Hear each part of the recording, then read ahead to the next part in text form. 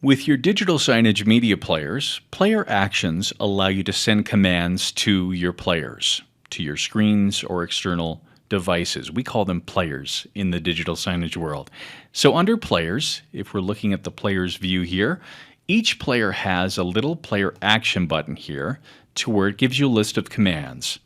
The most popular command is going to be the force update. So it's very rare when you're making changes to playlists or layouts that you have to do a force update, but it is there if you ever need to. And what that does is it tells the player to restart and then download content again to start that content playing. That takes about 30 seconds to 40 seconds to perform a full player or force update. Screenshots are very popular. That also gives you the option to pull back a screenshot on demand, which we'll take a look at from the player detail. You can also turn the screen on or off by command. It just puts the screen to sleep. You can reboot the player, which will restart. It's like restarting your computer. It'll restart the player, and then we'll basically do a force update, but it does a full restart. Firmware is common for new players that may need a firmware update. If they don't have the latest firmware, then an action can be performed to download that firmware. It's not always necessary to perform a firmware.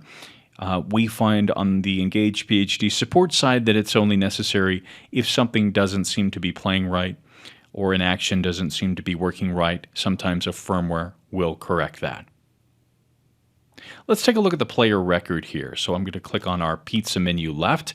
And by the way, if our players were online, we would see this red icon as green, and we would see the current date and time for that health check. So from the player action here, you do have a player action button as well, where you can send a force update, take a screenshot. But we've added those popular buttons here from the player record. So you can do a force update. You can also pull back a screenshot.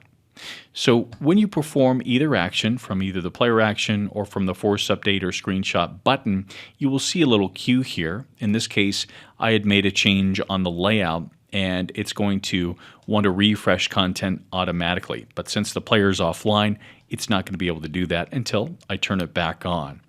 So the screenshot button will perform that action and it's going to toss that screenshot back to the screenshot tab here. So this will give you a date and time to where you can click on that date and time stamp to open up the preview in a new tab.